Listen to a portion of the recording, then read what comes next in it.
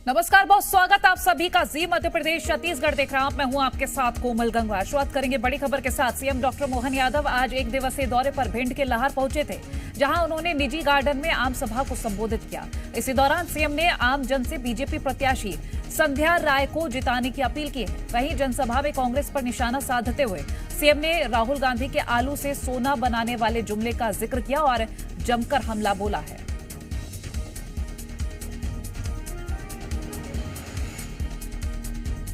हमारी बहन संध्या राय जी, जोरदार तालियां बजाओ।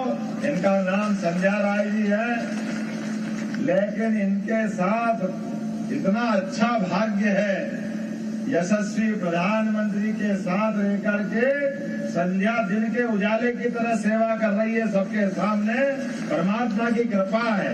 वर्तमान के दौर में यशस्वी प्रधानमंत्री सूर्य भगवान से आशीर्वाद लेकर के, जैसे सूर्य तपता किसके लिए है? संसार के लिए। दिल दिल करके पूरा जीवन जलने के लिए वो अपना जीवन जीते हैं, लेकिन वो अपना जीवन सारे संसार के सुख के लिए देते हैं। जोरदार तालियां बजाओ माननीय नरेंद्र मोदी जी के लिए, जिनके बिना सौर मंडल अधूरा है। ये ग्रह, ये नक्षत्र, ये तारे बगैर सूर्य के सब कुछ आभा शून्य है। इनके अते पते नहीं लगते हैं। पूरे मंच के लिए मंत्री जी से लेकर पहले सभी के लिए अभिनंदन कर दे, सबका स्वागत कर दे। सारे मंच पर बैठे नेताओं को, हमारे जिला अध्यक्ष से लेकर सेक्टर प्रभारी तक, अध्यक्ष से लेकर महामंत्री तक, विधायक भिंड से लेकर सारे लोगों तक जोरदार दिल खोल करके तालियां बजा करके अभिनंदन कर रहे। मैं आज कुछ बातें कहने आया हूं, उसके पहले हमारी अपनी सरकार के रहते रहते ये भिंड से लगा करके पूरा चंबल, पहले के हाल अगर याद करें तो डकैतों के जुम्मे छोड़ दिया गया था। डकैतों के जुम्मे आप सब उस दौर को याद करो। अभी मैं ऊपर हेलीकॉप्टर से देख रहा था तो अच्छे खासे गेहूं कटने के बाद खेतों से दिखने वाला गेहूं के बाद का जो भूसा होता है वो मन पसंद कर रहा, क्योंकि किसान का बेटा हो। बड़ा मजा आ रहा था कि मेरे किसानों ने जहां तपस्या की, जहां पसीना बहाया, वो गेहूं की फसल के बाद उठने वाली सुगंध और दिखने वाला दृश्य मन को प्रफुल्लित कर रहा था, आनंद से सराबोर कर रहा था। आनंद आ रहा था आपके पसीने को देख करके। और मुझे याद आया कि आज हमारी भगवान की दया से यशस्वी प्रधानमंत्री ने खेत के ऊपर बैठे हुए जवान और सीमा पे तैनात फौज के जवान, दोनों में अंतर नहीं किया। किसान सम्मान निधि दे करके किसानों का सम्मान बढ़ाया है। किसान के पसीने के आधार पर किसानों को पुरस्कृत करते हुए पहली बार माननीय शास्त्री जी ने नारा लगाया था, जय जवान जय किसान। इस नारे को सिद्ध अगर किसी ने किया है तो मुझे इस बात की प्रसन्नता है, यशस्वी नरेंद्र मोदी जी ने सार्थक किया है, हम उसको धन्यवाद देते हैं। चुनाव की इस बेला में जब मैं यहाँ कोई बात करने खड़ा हूँ, मुझे एक और बात के लिए भी धन्यवाद देना पड़ेगा। आपने गुड्डू भैया को तो क्या जिताया, ऐसा लगा क्या राजस्थान, क्या छत्तीसगढ़, क्या मध्य प्रदेश।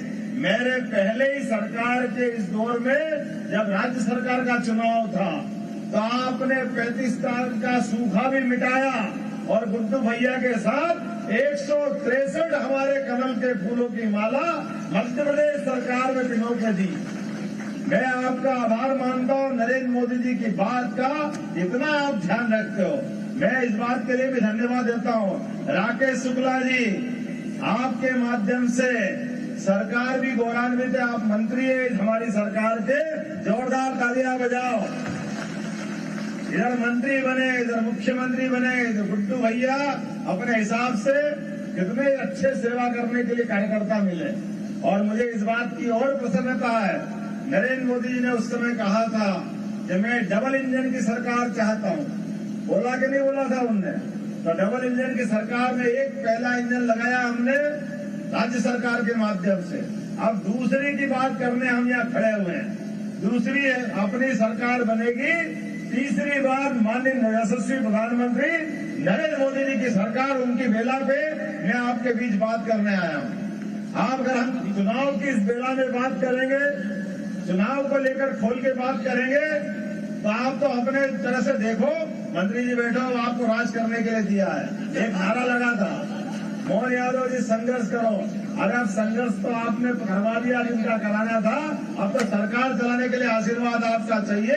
आपके माध्यम से जो आशीर्वाद मिला, आपके माध्यम से सेवा का संकल्प मिला है। या तो खेत में किसान है या सीमा पे जवान है। ये बहादुरों की नगरी है भिंड, पूरा चंबल जिसके घर घर से जवान देश की सेवा करने के लिए सीमा पे जाते हैं। ये वीरों की धरती, महावीरों की धरती, आपको प्रणाम करता हूँ। लेकिन बड़ी शर्म आती थी जब हमारी सरकार नहीं थी, मोदी जी की सरकार नहीं थी, तो पाकिस्तान के लोग आकर के, आतंकवादी आकर के पूरे देश में, कभी बंबई में, कभी दिल्ली में, पता नहीं कहाँ का बम फोड़ते थे। हमारे जवानों को सीमा पे जो सुरक्षा देने के लिए खड़े, उनकी मुंडियां काट करके वो ले जाते थे। और ये मनमोहन सिंह लाचार बेचारे बनकर निमियाती भाषा में जो पुराने लोग कहते वही कहते, हम क्या करें, पाकिस्तान वाले कर रहे हैं, पाकिस्तान का क्या करें, वो दूसरा देश है, हम कुछ नहीं कर सकते। अरे वाह भैया, तुम कुछ नहीं कर सकते? पूरे देश ने कसम खाई, यशस्वी प्रधानमंत्री ने कहा तुम कुछ नहीं कर सकते, तुम नीचे उतरो, मैं आके बैठूंगा, मैं सब करके बताऊंगा। इस बात के लिए नरेंद्र मोदी जी ने संकल्प लिया।